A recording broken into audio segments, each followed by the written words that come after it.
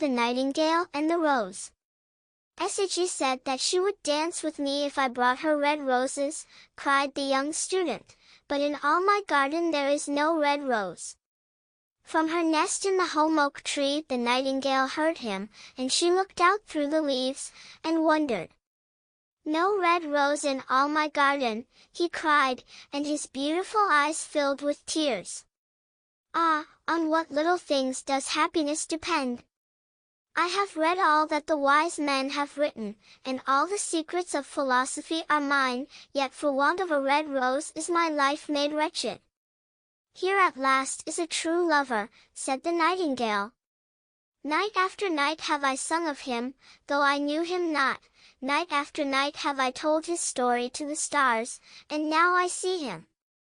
His hair is dark as the hyacinth blossom, and his lips are red as the rose of his desire, but passion has made his face like pale ivory, and sorrow has set her seal upon his brow. The prince gives a ball tomorrow night, murmured the young student, and my love will be of the company. If I bring her a red rose she will dance with me till dawn. If I bring her a red rose, I shall hold her in my arms, and she will lean her head upon my shoulder, and her hand will be clasped in mine. But there is no red rose in my garden, so I shall sit lonely, and she will pass me by. She will have no heed of me, and my heart will break. Here indeed is the true lover, said the nightingale. What I sing of, he suffers what is joy to me, to him is pain. Surely love is a wonderful thing. It is more precious than emeralds, and dearer than fine opals. Pearls and pomegranates cannot buy it, nor is it set forth in the marketplace. It may not be purchased of the merchants, nor can it be weighed out in the balance for gold. The musicians will sit in their gallery, said the young student, and play upon their stringed instruments, and my love will dance to the sound of the harp and the violin. She will dance so lightly that her feet will not touch the floor, and the courtiers in their gay dresses will throng round her. But with me she will not dance, for I have no red rose to give her, and he flung himself down on the grass, and buried his face in his hands, and wept. Why is he weeping? Asked a little green lizard, as he ran past him with his tail in the air.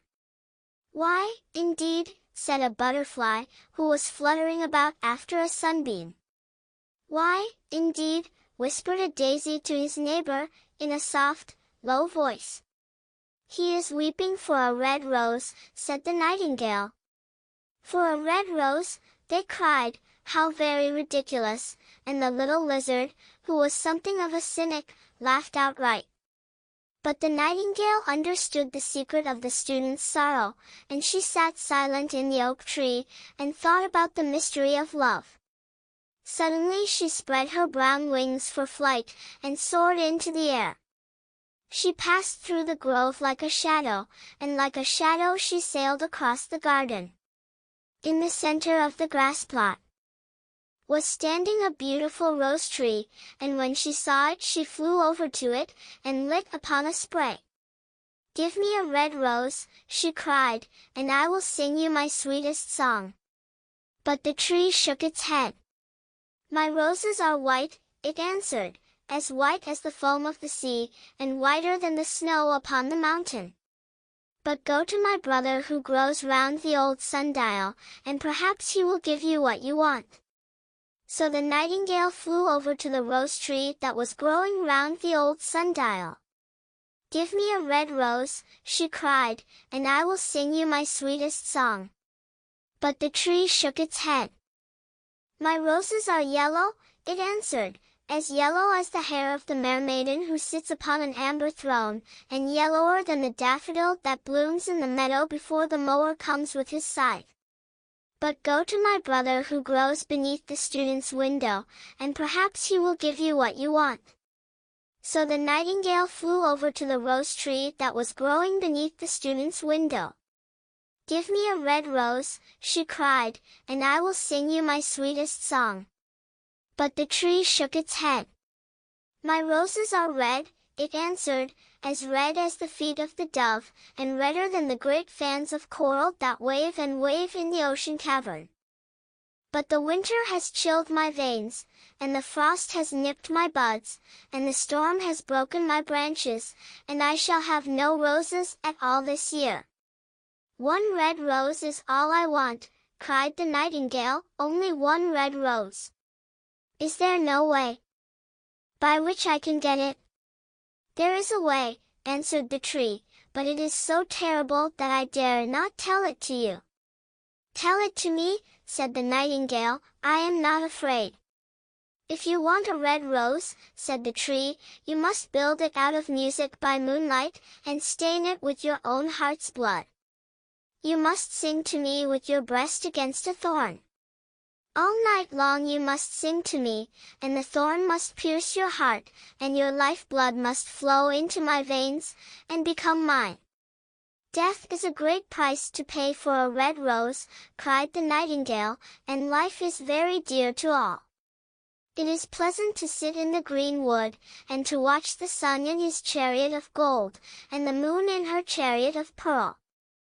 Sweet is the scent of the hawthorn, and sweet are the bluebells that hide in the valley, and the heather that blows on the hill. Yet love is better than life, and what is the heart of a bird compared to the heart of a man?" So she spread her brown wings for flight, and soared into the air. She swept over the garden like a shadow, and like a shadow she sailed through the grove. The young student was still lying on the grass, where she had left him, and the tears were not yet dry in his beautiful eyes. "Be happy," cried the nightingale, "be happy, you shall have your red rose. I will build it out of music by moonlight, and stain it with my own heart's blood. All that I ask of you in return is that you will be a true lover, for love is wiser than philosophy, though she is wise, and mightier than power, though he is mighty. Flame-colored are his wings, and colored like flame is his body. His lips are sweet as honey, and his breath is like frankincense." The student looked up from the grass, and listened, but he could not understand what the nightingale was saying to him, for he only knew the things that are written down in books. But the oak tree understood, and felt sad, for he was very fond of the little nightingale who had built her nest in his branches. "Sing me one last song," he whispered. "I shall feel very lonely when you are gone." So the nightingale sang to the oak tree, and her voice was like water bubbling from a silver jar. When she had finished her song, the student got up, and pulled a notebook and a lead pencil out of his pocket. "She has form," he said to himself, as he walked away through the grove. "That cannot be denied to her, but has she got feeling? I am afraid not. In fact, she is like most artists, she is all style, without any sincerity. She would not sacrifice herself for others. She thinks merely of music, and everybody knows that the arts are selfish. Still, it must be admitted that she has some beautiful notes in her voice. What a pity it is that they do not mean anything, or do any practical good."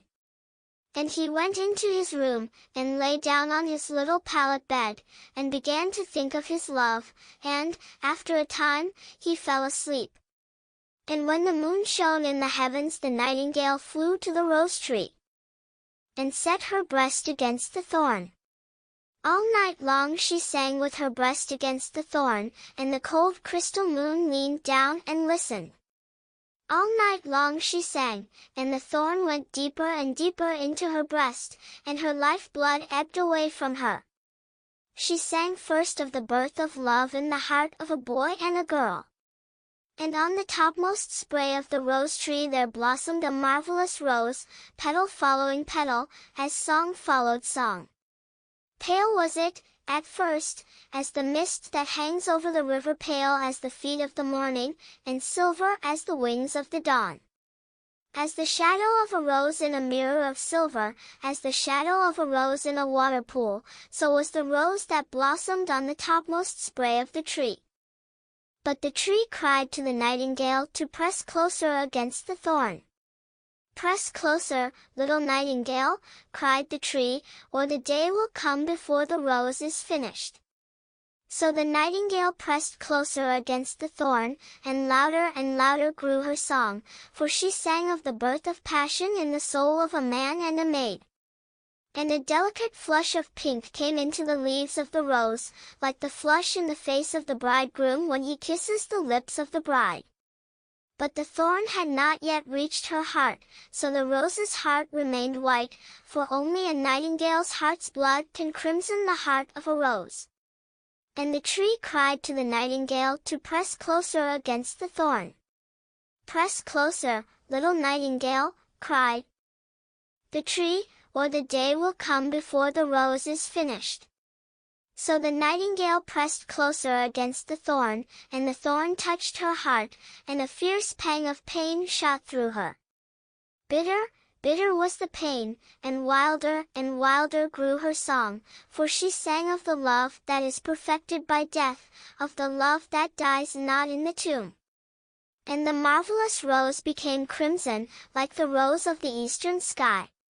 Crimson was the girdle of petals, and crimson as a ruby was the heart. But the nightingale's voice grew fainter, and her little wings began to beat, and a film came over her eyes. Fainter and fainter grew her song, and she felt something choking her in her throat. Then she gave one last burst of music. The white moon heard it, and she forgot the dawn, and lingered on in the sky. The red rose heard it, and it trembled all over with ecstasy, and opened its petals to the cold morning air.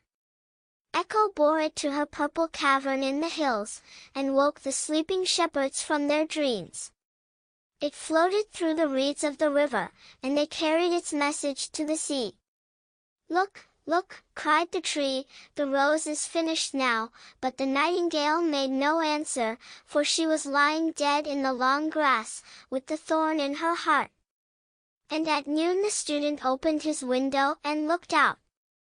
"Why, what a wonderful piece of luck," he cried, "here is a red rose. I have never seen any rose like it in all my life. It is so beautiful that I am sure it has a long Latin name," and he leaned down and plucked it. Then he put on his hat, and ran up to the professor's house with the rose in his hand. The daughter of the professor was sitting in the doorway winding blue silk on a reel, and her little dog was lying at her feet. "You said that you would dance with me if I brought you a red rose," cried the student. "Here is the reddest rose in all the world.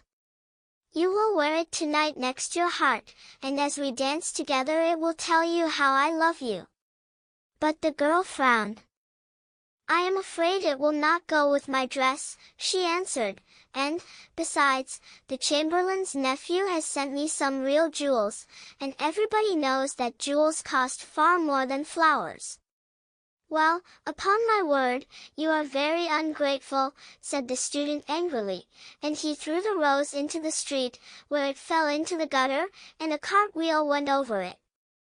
"Ungrateful," said the girl. "I tell you what, you are very rude, and, after all, who are you?" "Only a student." "Why, I don't believe you have even got silver buckles to your shoes as the chamberlain's nephew has," and she got up from her chair and went into the house. "What a silly thing love is," said the student as he walked away. "It is not half as useful as logic, for it does not prove anything, and it is always telling one of things that are not going to happen, and making one believe things that are not true. In fact, it is quite unpractical, and, as in this age to be practical is everything, I shall go back to philosophy and study metaphysics." So he returned to his room and pulled out a great dusty book, and began to read. The end.